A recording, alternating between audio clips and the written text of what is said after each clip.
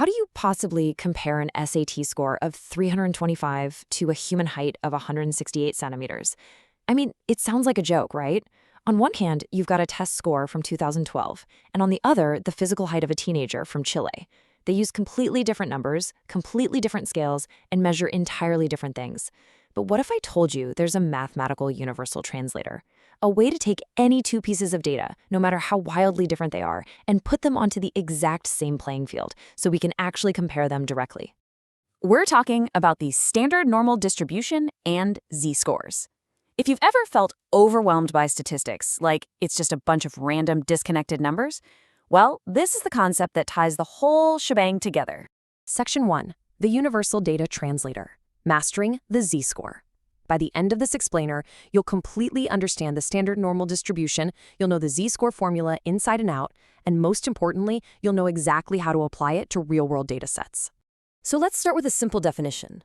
What exactly is a z-score? At its core, a z-score is a standardized value that tells you exactly how many standard deviations a specific value is above or below the mean. Let's make that a bit more visual. Imagine a perfectly average, perfectly normal line drawn right down the center of a room. That's your mean. A z-score simply counts the steps, the standard deviations, that you take away from that center line. If you step to the right, your number is bigger than average. If you step to the left, your number is smaller than average. Now that we've got the concept, let's look at the actual formula. It's really just two simple steps. First, you take your specific data point, we'll call it x, and you subtract the population mean, which is represented by the Greek letter mu. This gives you the raw distance from the center. Step 2, you take that raw distance and divide it by the standard deviation, represented by the Greek letter sigma. So the final formula is z equals x minus nu divided by sigma. It's just measuring the distance and then figuring out how many standard steps fit into that distance. Section 2, Real-World Z-Score Examples. Let's run the numbers. To make this super clear, suppose some doctors believe a person can lose an average of 5 pounds in a month through diet and exercise. Let's say this weight loss follows a normal distribution. So our mean, our mu, is 5 pounds. And let's use a standard deviation, our sigma, of 2 pounds. Now, suppose a person absolutely crushes it and loses 10 pounds in that month.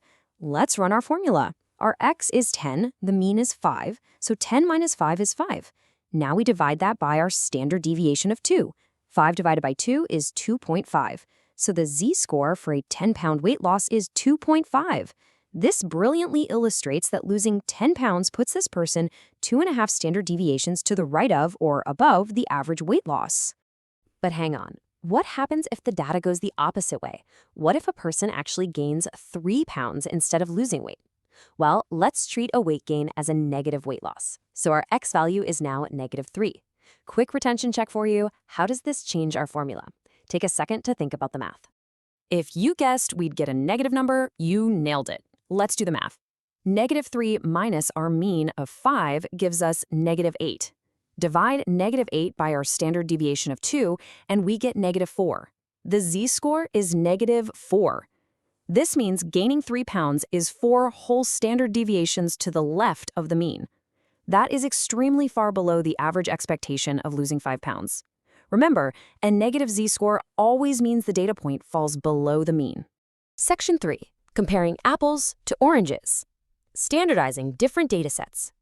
This right here is the true superpower of the z-score. It allows us to standardize and compare groups that are skilled completely differently. Let's look at 2 totally different groups of people trying to gain weight over a 6-week period. Group X has a mean weight gain of 5 pounds with a standard deviation of 6. And let's look at one specific person in Group X who gained 17 pounds. Then we have Group Y.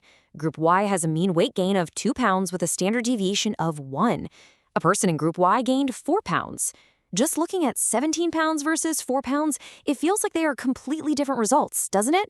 But let's run them through our universal translator. For Group X, 17 minus 5 is 12. Divided by 6 is 2. The z-score is 2. Now for Group Y. 4 minus 2 is 2.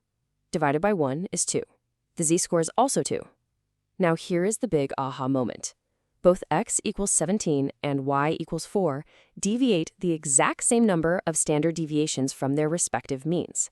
Relatively speaking, within their own specific groups, the person who gained 17 pounds and the person who gained 4 pounds accomplished the exact same standardized weight gain. And that brings us perfectly back to our opening puzzle. How do we compare a 2012 SAT score of 325 to the height of a 15 to 18-year-old male from Chile in 2009, which was 168 centimeters? Well, we just need their population stats. In 2012, the SAT verbal section had a mean of 496 and a standard deviation of 114. For the Chilean teenagers, the mean height was 170 centimeters with a standard deviation of 6.28 centimeters.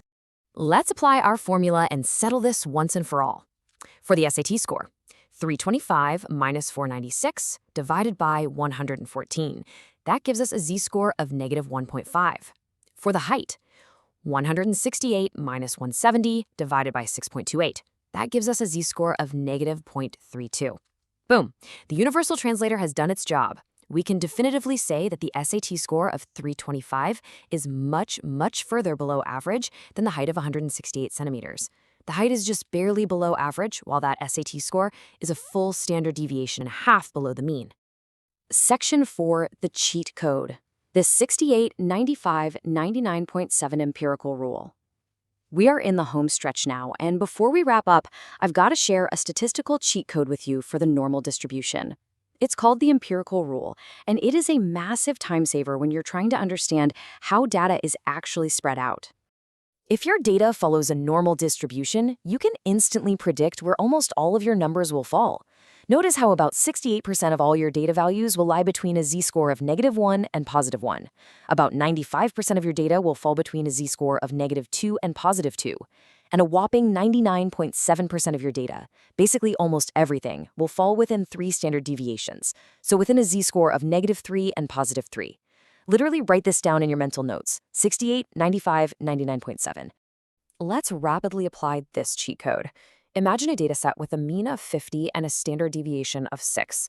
Without doing any heavy calculations, we can map the entire spread of this data right now. Okay, so one standard deviation is 6. That means 50 minus 6 is 44, and 50 plus 6 is 56. Thanks to our rule, we immediately know 68% of the data falls between 44 and 56. Let's do 2 standard deviations. That's 12. So 50 minus 12 is 38, and 50 plus 12 is 62. Boom. 95% of the data is between 38 and 62. Finally, 3 standard deviations is 18. Subtract and add 18 to our mean of 50, and we find that 99.7% of all data in this set falls between 32 and 68. You can literally visualize the exact shape of the world you're measuring in seconds. Section 5, Final Summary. Let's review the key points. We've covered some incredibly powerful concepts today, so let's lock them in. Here are the crucial takeaways you need to remember. A z-score simply measures how many units of standard deviation a value is away from the mean. If the z-score is positive, you're above average. If it's negative, you're below average. The real magic of the z-score is that it standardizes variables, allowing us to compare completely different sets of data, like apples and oranges, or SAT scores and physical heights. And finally, the empirical rule, that 68, 95, 99.7 rule, provides a really quick, powerful way to predict how your normal data is actually spread out around the mean. So you've got the tools to translate and compare any normal data points. But there's a catch. Everything we did today relied on us knowing the exact population mean and the exact standard deviation. But in the real world, well, we often just don't have all that data. What happens when we only have a small sample? How do we find the truth when we don't know the exact population mean?